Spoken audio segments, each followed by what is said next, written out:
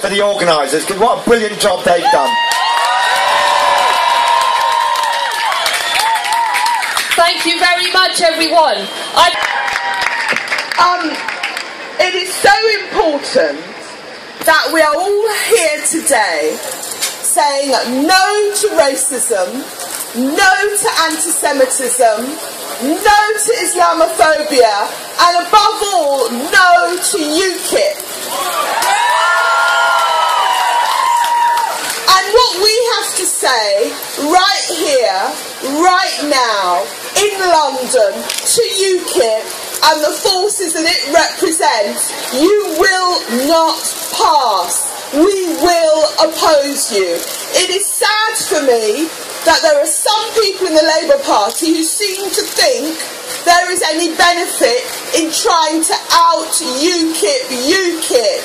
What we have to be doing is opposing their arguments at every opportunity.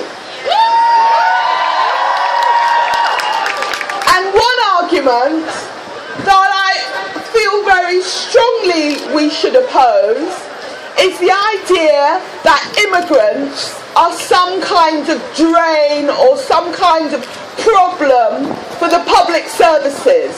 Far from immigrants being a drain on the public services, without immigrants and the children of immigrants, we would not have public services. And just a word about my friend Trevor Phillips. He should demean himself by peddling racist stereotypes. The same racist stereotypes that were used to attack his parents and generations of immigrants. Trevor should know better, and I hope he will reconsider the path he is taking. We should not be giving credibility to racists and Islamophobes. Thank you, Diane. And our next speaker is the fabulous Natalie Bennett, leader of the Green Party. Hello, and it's great to be back for the second year on this stage. And the organisers tell me, and I can see for myself, that it's bigger and better this year than last year. And I'm sure next year it's going to be even bigger and better still. Now, the leader of another political party, which I won't name, but you can probably guess from my tone, said this month that he wanted to scrap much of our race discrimination laws. Well, I have no doubt that he has no backers here, but let's focus for a second on one reason why that would be an astonishingly bad idea. The last year we've got figures for 2013-14, there were 37,000 race hate crimes in Britain. But today I want to focus on the positive instead. You know what? He said he wasn't going to join the UN program, so he set up his own.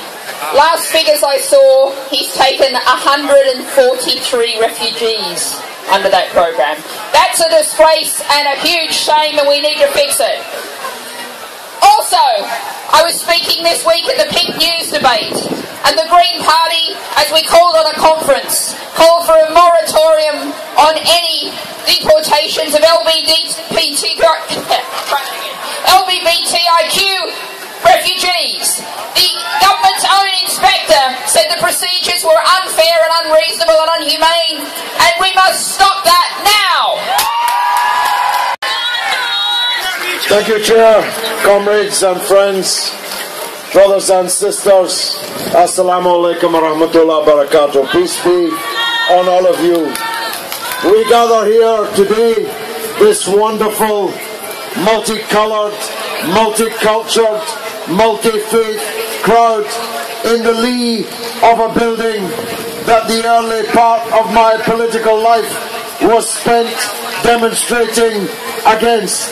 The building on my right was once the embassy of institutionalized hatred, racial division, it was the embassy of apartheid South Africa, and now the multicoloured flag of a multicoloured democracy, a real Republic of South Africa, stands there. And so, racism, fascism can and must be defeated. And we have made real progress as a result, in large part, of the UAF and its antecedents, and all those who fought fascism in the 60s, the 70s and the 80s in Britain.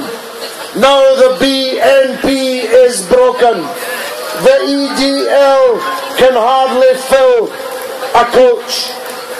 The so-called Britain First, the last picture I saw, couldn't fill the memorial statue to Eros in Piccadilly Square, that well-known English personality. The problem is not that there is mass support in Britain for fascism.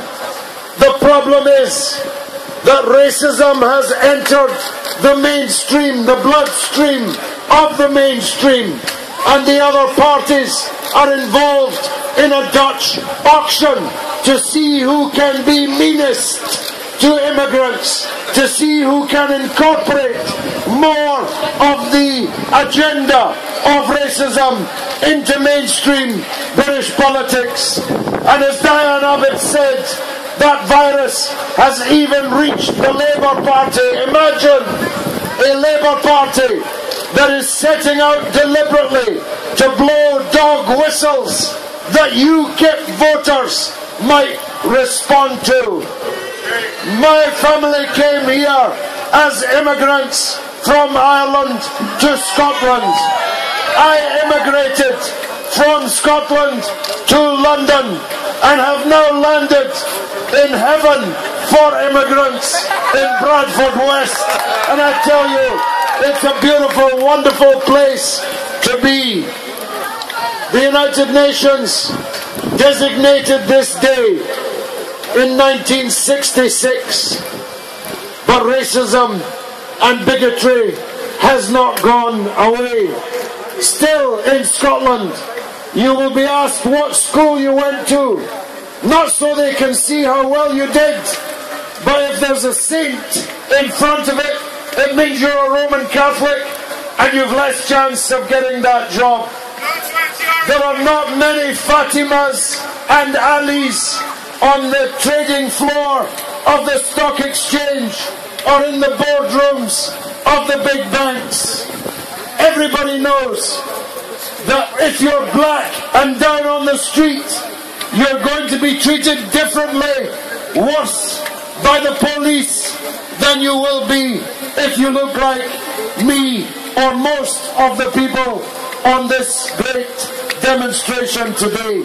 So we have much work still to do, and we have to do it together. My last point is this: we stand against not just the most obvious of racism. We stand against anti-Semitism, which continues to exist in this country in all kinds of quarters, some of which should know better. And we stand against the witch hunting of Muslims, which is the most virulent and the most violent of that strain of racism in Britain today. We support police officers protecting synagogues, as they should be, because all places of worship must be safe spaces for people of faith. But we also demand police protection for mosques and for Muslims, and we don't have it, and we don't get it. So, this great assembly, and I congratulate the organisers, has done a signal service for Britain today. It's a respect agenda, as the armbands of the football teams tell us on European Championship nights. Respect for everybody, wherever they came from, whatever colour they are, however they pray, however they walk, and whatever their orientation. Respect. Thank you very much indeed. Assalamu alaikum.